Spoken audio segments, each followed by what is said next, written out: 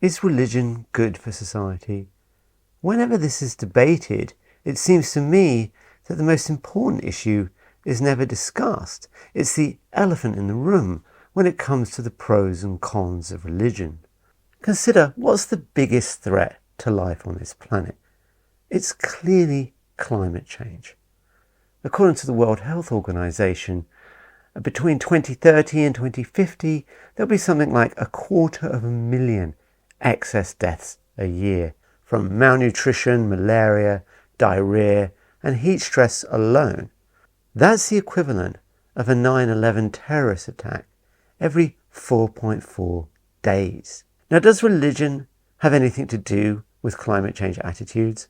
Well, Pew Research did a survey on this, and the results are woefully under-publicised, but they are very clear.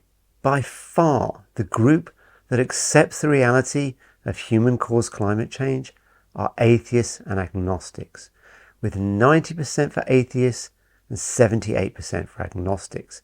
Atheists have about double the acceptance rates of Christians overall, and the least accepting group surveyed are evangelical Christians with a pitiful 32%. Now, I'm not saying that religion is the only reason people reject the science of climate change. Of course not.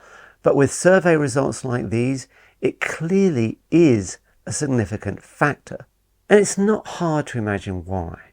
Not all, but many religions have elements, particularly with regard to creationism, that puts them at odds with the findings of scientists. And that can make them mistrust scientists. To see this, we can look at another chart, and that's belief in evolution. What we see is the same pattern. Atheists and agnostics score highly, and Christian groups are at the bottom. Yet again, evangelicals are one of the worst offenders. So whenever someone tells you that religion is good for society, show them this data and ask them to consider the devastation being caused by the impact of climate change. And for those non-believers who debate the utility of religion, I hope you'll mention this, because after all, what could be more important?